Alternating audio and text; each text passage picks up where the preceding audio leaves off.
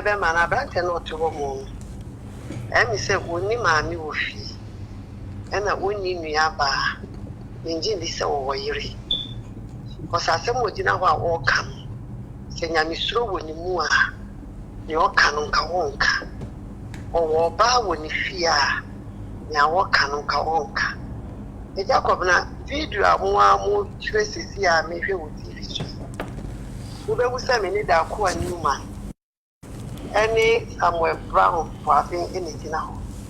Yet, anything now, I eat in common.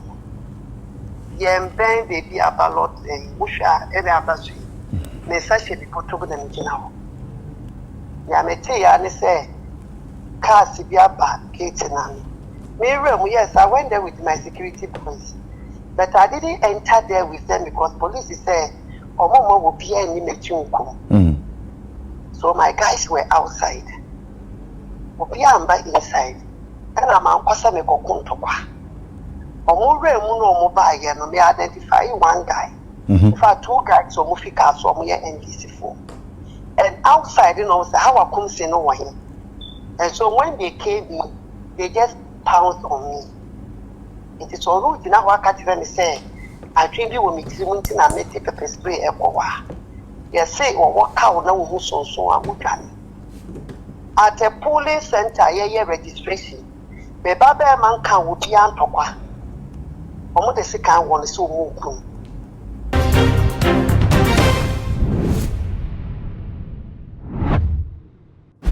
Me say, Bianco Papa and Jigrede.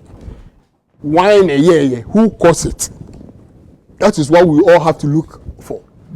This is the only thing that makes me. Police has to come and answer questions. Because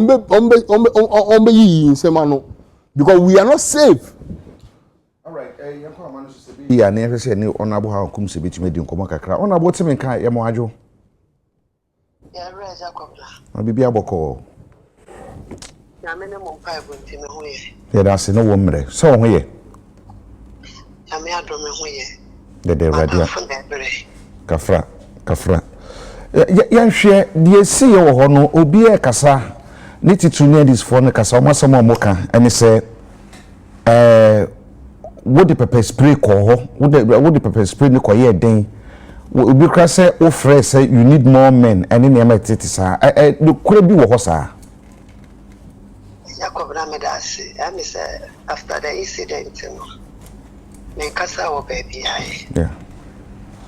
Na me pese me chia mo chief na ma chia mu ni na so madam adofo a omo bom paipa e ma me omo ti asemi na asem na ha omo frɛ no omo besra me former vice president the chief of staff ni pe ni foni na me do mase me ni abe ma na brante no to mo e mi se woni maami wo fi e na woni nua ba nji ndi se wo yire kosase mo gina ho a wo kam se nyame suro woni mu a ne o kanu nka wonka o wo ba woni fi a nya wo kanu nka wonka e Jacob na video amu tresisi a me hwe wo TV so wo be wusa me ni da ko anuma any Samuel Brown for having anything now yet anything now I eat in common. Yen bang the be about lot and Busha every other street. Necessary be put over the now. Yamete, and say, Cassibia back, Kate and Miriam, yes, I went there with my security police. But I didn't enter there with them because police said, or Momo will be any mechunko. So my guys were outside. Obiamba inside. And I'm kwasa me kokunto kwa. Omure mu no mo ba ye no me identify one guy. In fact two guys so mo fika so mo ye NDC for. And outside say Hawa Koomson no one. And so when they came in they just pounced on me. It is all route na wa katire me say atwe bi wo me tirimunti na me take pepper spray ekwa. Yes say wo waka wo na wo hu sonson amudwane. At a polling center registration. Beba man can would be antokwa. Omo the second one is so muku. Beba Omo de sika wo me ba be ma omuku. It means say NDC for me a threat to them. They be a me could be a me a threat. It's also no kwa me ho. And it's a self defense. Or no to one so na mono defending in one. It's up to him. For me Hawa Koomson, man ka obi antokwa. Na so mo di akwa e di dwabo bebem. Because I don't me call you and me can will be to qua. And Kabaya Mia. In Kanya Mia. Now will be a fake video now. Man can will be under many Dakua Newman and a do come. And the police will attest to this fact. Me call me no be Uncle Kuntokwa. Man, baby about people, no power, my could be about box or. Yet, a sorry dining, the worship baby, I mean, such a bottom and mini and a bonko. So in 7 and 8 you were any more crown. I didn't even know. Say Beba inside the war. Until I heard they said they mentioned my name, said Hawa Koomson, Nataki. Me a penny, met the house, met you going to Hawa Koomson, Nataki. Then Baku started a Gatasa HK. And they all bounced in. Omopia police for no mobile. And they targeted me. Okay. I was still all to 1 hour, and I'm a cockant or one son uncle for the banana to be spin. Or didn't want to put it to a wound to me pacho a train mammy cacao, not yet. A bra, a mantiano, a bar hono. Yeah, Usha video no. Oh, say a police phone your move from DB and come back prevent you. It's a bra who almost ano, who say won't tin or more bar. I know Tema Musa Oko here. We bibi obuto mu a mi aso sai na mi aso na eden ha na police for no prevent wo sa abonten no wo kan mu na bi sa say ina Hawa Koomson na Nataki na ba ku gina ka so no sika ta sai ti the police for no prevent wo mu no na afi omo boru mu so I thought say the police could have prevented them me na my relaxed na me gina ho man come home because me say police for ninti omuntu me be yehwe ena ntina ho na obi a me identify no ba ko eye ja ayi e be say Kasoa current MP na akoyo ni kunu any small boy bi a they came on me I identified them. I know all of them yes it I know ya no oba me so no kuta se kan no say me free home me free baby a me tina no and I say me free was there so coming on me with the knife no now I have to defend myself. I will move your him at this kind of bow. So I have to defend myself. Maybe no one truth because I'm not a coward. And then meaning me a threat to the NDC. Eti at the end of the defender will honor. You could have pepper spray. Okay. I have the right to defend myself. Okay. Obi so I'll never hide it. A bit more because say I say I dream out the call honor say bia bibi betumi asi enti na de koye na wonu se bibi sa betumi asi enti na de koye Jacob na baby a me nam bia me protect me ho okay me come market to cry me protect me ho in fact me will be fear cry me protect me ho because anything can happen. I'm a politician and I know say me NDC target because someone targeting me and come be say Hawa Koomson no wan fa I didn't target you. I didn't go there with any intention. That I was protecting myself. Even me when I was coming from Kumasi. I mean, if you Kumasi and Opana and drive it to that place. And the baby, I mean, I have my protection. Because one train said, the BBC and Sana, why then come in here. Me Baba Mano, and go protecting no one, and Kasika and Okama found one son of Pano. Nyame kwa na je me ba no enkwama me 1 year 1 month ni pepe and they have come after me again. Adenti na wo say wo end adenti na wo in particular and wo mo target wo adentira This branch not one. This an say adenti na da ko anu mangina ho ono de wan yo mo hwe na me no me yo mo bibi because I never knew say me a threat to NDC. Nana obi baby say da ko anu magina ho wo man ka hwe emi say wo ko initially kura no me nso na wo ne Mustafa Gbandi no mudi nkomo ne nasefo obia anya bibia enti eba ni say all of a sudden near science polling center na mako. That was the 6th polling center na mako. The last but one and the Mustafa Gbandi kusia Oba ni na grant interview na yetisi ye ho. No ko gina police for na so ofi police for no wan ko bribe o. Eni e dis re. Me sanda to no yi methodist ho. No sa grant interview no ne sami awoko any miracles. Na me be jan Hello. Sa police for me me ba ho no me dey egufo kwa ni wura ho kwa o me catch me police for no. In fact ni room na police for no so mo ma ni room because me boys in the room na me so sa and me boys ni nyina ho na ba ko ne me ka house akoko bi na me ni omu gina ho ne di nkomo ne esre and omo say madam kom na ya be protect you na me say o ma me go bi ani me cho omo say dey bi and na me be cool na me ja madam for ayi e ma ne me ma me ni omo ne me jo omo ni na wa fonte and na me ko gina da ko ani because na she was alone there so me ko gina no ho na me ne e bon ko man sana Brian na fa me ko na da ko ani Brian ne gina ho na me ko ka wo mo na me ni omu ko gina baby ana ye gina na ye bon ko enti enye se ntokwa bi na esi omo ba ye no sika na nipa na dey pa me so no na I needed to protect myself and they mention my name what a video na bo video ni kiro bi o ka house bia abrante no to na wo se ni di ya Abdullah Zakari or something o ye pepe ni o te house on go radio tape no ntie omu tina pickups no no omu bisa say Hawa Koomson na take no on chiro wase e wo mo na se ne mi tina we e Jacob na obi a ma ya sa me kuntokwa na me sa te mi foto me tina ho a me tina obi a me kuntokwa me tina ho na me hwe ne ekoso I didn't know said they were coming after me until omo bear me omo put me PhD wo na guy ne this kind of I know that guy he's from Kasoa. Okay, the video no but me a trend and na okura se kind no say you who pictures and wo mu wan na okura se kind no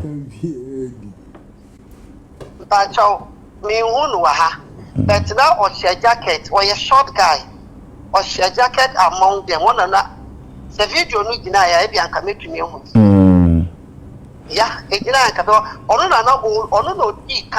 about 2-3 of them. I mean, so a police for no.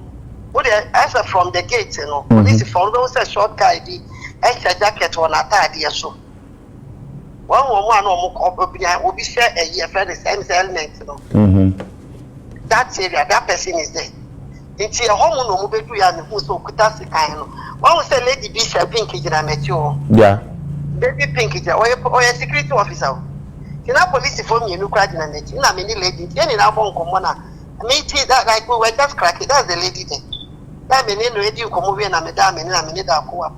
So that lady was there. That was so now, madam, who and why not catch him so a security officer. Now me say, and I'm a trust and start to say, boy, so that guy is there. What's your jacket? Video be your homework, what clear. What's the jacket on that? He's from Kasoa. What can be said? The incumbent MP no ni kunu eba hobi. Yes. Nto ka wo mu ana eto aba so. Ne ka mu na guy na oye Spider-Man no ne ka mu na guy ni fi. The otu fan aba so no. Spider-Man. The otu ba so no ni mu no. Spider-Man ni de man hu ne ni bet ni hu say na o si afi incumbent ni kunu ka no. Into that okay, let's say you come at you kunu I feel one guy no ono na wo jo short guy na make am wa say video na gina ni a wo bi aso ni mu no as a pink one atade a share jacket wo pink no so ne canvas ye white no yeah ono ono na dey cross can dey ba wo so no ono na no kuta se kan yes. It is I'm not from Kasoa. Okay. Or ye incumbent in the Kuno small boy. Okay. I know him very well. I see. Now Abra Orban when say Abrante bi shecha I say wo pia na mana kwachi sa Abrante no ye hwan ya. I don't know that person. Okay. And say what report so am a police for say bi say ba I say am a police for who say na eko what report to be sir me share my the police am a police rate then me fan call hospital me call private hospital so almost me fan call a public hospital so me dey call mama me report na me dey call no ma call me statement na me ja manyame God of vengeance na me de be ma no because me abante ne to a wo kana me di kan so wo yiri wo maami wo nua ba me shira no kose man so da ye man bo mpa ye se di beto me obi yiri obi maami obi nana obi nua ba obi ba na wo to wo kasa asem ya ana me kasa asem wo kan me nipa na me fama no nka asem bo na ansa me carbon edi nechi ai be di nechi me de carbon ni nechi okay what the answer be ja kwama wako no you some na commentaries ba after this incident no na bi no muka say ho no kra no no anka ni yemu anka ense sa wokọ ebi no so ka say aden na wo nko na say omo adin won adwene ba so say there is something out there just say when you threat baby because you are threat to sa basabase betu basabase aba baby a wokobia sa na ebi no ka omo amuka sa no wote nkasan wo sa na wote Jacob na they don't know who I am. Only me aside when you send me a picture. Sabi me engine some fool, but me nyabo down fool. Me mboda me. Make na baby a me kuntokwa. Bibi abante no ka na asem wo say abanda wo. Na wo mba me count. Now me see he's contradicting himself. So I say. I say I never knew me a threat to NDC. Until now, why should they say so? Why should I go there? And I'm a party member and they're contesting. Or your bar, she was my colleague in parliament. We are friends. I was in party when she called me. So I remember I'm an auntie. And I couldn't say no. And I'm a general secretary and I make us say, General, say, no, sir, I also could jam me there. So when you are banned, I'm Simati. The Timanko was a Kontokwa. And at the other polling centers now, I don't amount Kontokwa. I don't amount Kontokwa because the whole Mustafa Bandi ever told me or Kalik Center or a thing of my Kalik BD Center. Or they told me, see, I'm a Kochuni Center. Police for NDC for NDC for NDC for Namira inside. We got 2 agents, which I will be an MP. But I think, say, me call you Jumana Mayan, let how because I went to ginger my people to go in and call the people out. So, what is that? Me pussy, me mammy call for now, Juma to canvass for votes, you know. And when there was so many. Omoko canvass for votes, so Omoko inside the home conference for Montoya Banasele. They should go home and bring the, voters out. Woman friend perform trouble. Yes, so Monko from no better abano. Me do baby for so fuel. I had to give out money, Monko to fuel. And then book me na this for it in our ocean. So if they are not they think it says if they allow me to go all over. No Koyama and call for Nako, Akofanko for the abano. So I think I became a threat to them. Was meant here, say Jacobna. Anyway, yeah, the best year, Minusa Diasa, and also, Mammy. We started politics in Yanni. We were Parliament 2012, 2013. And no Kwana many bearman a contest. I didn't know the Obian 2016, many bearman a contest. What a menkada. These are the questions I expect. It's a more journalist, who be pizza. NDC for say, and yet then me young or bad or no over. Not answering winning are easy. What you say? Okay. Me never saw the job with Jacobna. Better make cano, me engage some fool, but remember me count. Who come here, you know have it. Or more me basic kind, what you mean can Kuma? A Jacobna. Yet say me bano, I want me sick kind, and will come hand. Anna me bano battle for his life. Na eyenyame I was out of the country. Man kasada will be anti-menu myself. 2024 and Kwasadi omuye wa Kasoa. Na me say me this answer no kwa be maybe I'm not a lawyer there. My lawyer is working on this almost me and up to date for 6 months in office. Won't remember me. and can't tell me say nipa na makunu no say I'm waiting for almost family court I am the court because my team I am who me peka sa nyashi the asasem no eya no kre they say say na ban je betra wo ka say and I mean am say my brother me tina nkofo gina wa na start e go pepe spray ah wo no aka say na no aka say abada ho a wo hwe ma kama and the cow me de me chiminti ya ahoma hye me hunu ya chimi fit mu bank ran e timi nyina ho mo bi mbra be kumi kwa me won kwala miensa me won nananom miensa me mo bi nkumi wo na yiso nti ka kire na bia woni yire woni niaba woni maame nti wo koso ano all right honorable ebeda wase na nadwene wo mre ekire ebesan di nkomo na ya hwenti we show speedy recovery so that's papa ononyafo Hawa Koomson na yene no edi nkomo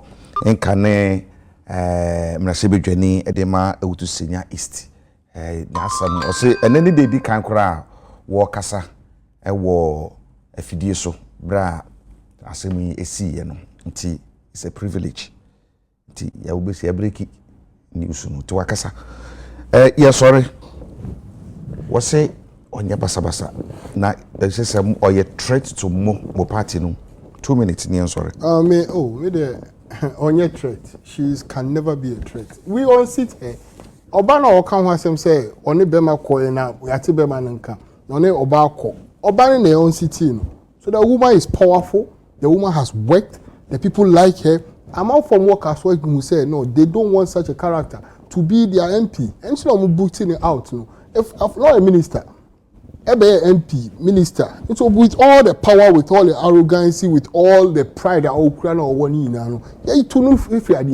so she should just humble herself. One, she is never a threat. On yet threat bakumpo Emma the NDC. And she was saying, a bunch of big house or her said bow one day for the one house bow one day when house Obia and cow Sabia you know who you'll be on crash second be we saw now jina bra kan ba no jina ho what he say let's see I say yan video no na house ho ya hwe ya tianya na na start here house bi anim obi anu o crash second ho we all saw it nobody was holding that the catch us said before so be wom no her tags were there onu aka no so no aka catch say omo wom omo twen only security na lam only boys na lam until the boys nam there me say you first say Canada Japan ba ho branch Japan ba ho obi anko so ono ani first say colleague oba obo ni bi say oni ni gina ho no o say one oni ni gina ho I don't know no man anko so okay wonu na de wo ka aba nti won mie wanu anka tobe say o ye oba na obetime gina obi anim a omo nya o hwe and moreover those people are not NDC people okay. NDC for school they should identify also static say and we kunu na there is no any true well honestly version of the story na waka no the truth is one o the pepper spray ko here the one me that say that's the question interior minister are not working me that say interior minister to IGP anim say o mo hwe video no na wo mo ehye kire bia no asotwe bi ohu bia no eno o tumi nka ne sa nti ma police for nya hwehwemu police for yo mo hwehwemu wi a se hwan na di kan se nya hwan na di kan no ye behu ehun sem nyina enti ye de be se be ka ne ajabi